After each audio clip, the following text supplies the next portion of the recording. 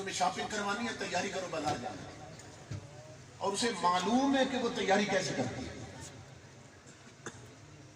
اب تیاری کر رہی ہے بازار جانے کی، تو اب کیا کر رہی ہے؟ لپسٹک لگا رہی ہے، سرخی لگا رہی ہے، آنکھوں میں کجلا لگا رہی ہے، اب میک اپ کر رہی. بیوی تو میری تھی نا، تو سرما تو اس نے میرے لیے لگانا تھا. تو میرے سامنے تو آنکھوں میں سرما نہیں تھی، میرے سامنے اس نے میلے کپڑے پہنے اور ہاتھوں سے پیاز کی بو آ رہی تھی. میرے سامنے تو ہونٹوں پہ سرخی بھی نہیں، سنورنا تو اس نے میرے لیے تھا. اب یہ اتنا بن سنور کر بازار میں کس کو دکھانے جا رہی ہے؟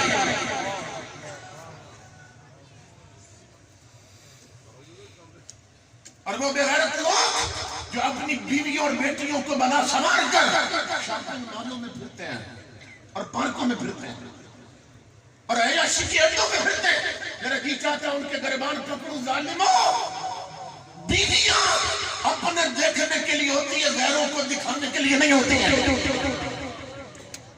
اور تم بیویوں کے ساتھ بیٹیوں کو بھی برا نہ لے آئے. پورا قرآن پڑھ جائیے. امام الانبیاء کے غلام سورہ قاف میں اللہ رب العزت نے فرمایا کہ یہ جو تمہارے بیٹے ہیں نا، اور دنیا کا یہ مال یعنی زمینیں ہیں اور یہ بنگلے کوٹیاں ہیں، یہ سب ہم نے تمہاری دنیا کی زینت بنا دی. یہ انسان کے بیٹے جب 4 ساتھ چل رہے ہیں، وہ بیٹے جوان ساتھ چل رہے ہیں، ایک روگ لگتا ہے، ایک بار بخار لگتا ہے، روگ بڑھ جاتا ہے. اللہ فرماتا ہے یہ دنیا کی سجاوٹ اور زینت بنا دی ہے تمہارے بیٹے اور تمہارے یہ جانور اور کھیت کھلیاں، یہ تمہاری دنیا کی زینت ہے. بیٹے تمہاری دنیا کی زینت بنا دی. پورے قرآن میں نقلاش کرتا رہا، اللہ نے کہیں نہیں فرمایا کہ میں نے بیٹیاں بھی تمہاری زینت بنا دی.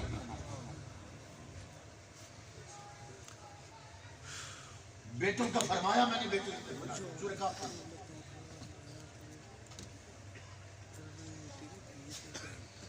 بیٹیوں کے بارے میں نہیں فرمایا پورے قرآن میں بیٹیاں بھی تمہاری زینت بنا دی. کیوں؟ اس لیے کہ زینت وہ ہوتی ہے جسے دنیا دیکھتی ہے. تمہارے جانور دیکھتے ہیں، بیٹے نکل سکتے ہیں، دیکھتے ہیں. بیٹی کو زینت نہیں فرمایا کہ دنیا کی زینت ہے. کیوں؟ کہ بیٹیاں دکھانے کے لیے نہیں، چھپانے کے لیے ہوتے ہیں. تصور کرنا. امام الانبیاء فرما رہے ہیں اتنا کپڑا لگانے والے کاش گھر سے بیٹی کو نکالتے وقت صرف 2 میٹر کپڑے کا پردہ کروا دیتے تو وہ میری خوشی تھی.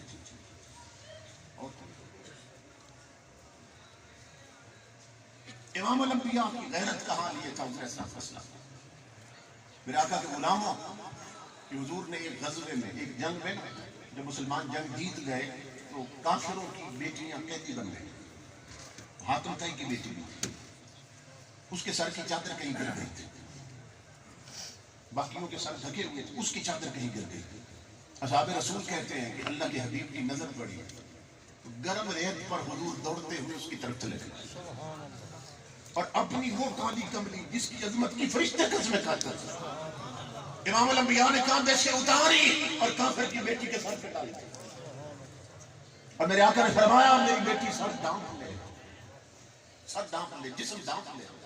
اس کی چیخ نکل گئی، کہنے لگی محمد یہ بات میری سمجھ سے باہر ہے. آج تک اتنی محبت کے ساتھ میرے سر پہ چادر میرے سگے باپ نے نہیں رکھی، آپ دشمن ہو کے میرا سر ڈھانپ رہے ہیں. امام الانبیاء مسکرائے، فرمایا بیٹی ابھی تو مصطفیٰ کا دین نہیں پہچانتی، میرا مشن نہیں جانتی. سن، میری تعلیم یہ ہے کہ بیٹی کافر کی ہو پھر بھی بیٹی ہوتی ہے. بیٹی کافر کی ہو پھر بھی بیٹی ہوتی ہے. میرے آقا کے غلاموں، جس رسول نے کافر کی بیٹی کا ننگا سر دیکھا تھا دل اتنا تڑپا تھا حضور کا کہ اپنی کملی اس کے سر پہ ڈال دی تھی. اب توجہ کرو، آج اس رسول کا کلمہ پڑھنے والیوں نے سر نہیں آدھے جسم ننگے کر لیے. مصطفیٰ کے دل پہ کیا بیت رہی ہوگی؟ وہ جو رہ رہے ہیں مدینے میں، کوئی ان کو جا کے یہ دے خبر، وہ چلی ہے زور کی آندیاں کہ چمن حضور کا اڑ چل جائے. علاقہ کے غلاموں، اللہ نے تمہیں چنا تو تم یہاں آئے ہو. کئی ایسے لوگ ہیں جو قریب رہ کر نہیں آئے اور کئی ایسے دوسرے دور سے آ بیٹھے. خدا نے تمہیں چنا پسند کیا تو تم آئے ہو. لیکن اب اس چناؤ کو خراب نہ ہونے دیں. اللہ کی عزت کی قسم. اور باب بصیرت کا کہنا اولیاء اللہ فرماتے ہیں کہ یہ بات اللہ کی غیرت کے منافی ہے کہ اس کے محبوب کے ذکر کے لیے لوگ جمع ہوں اور بخشے نہ جائیں. یہ ہو ہی نہیں سکتا.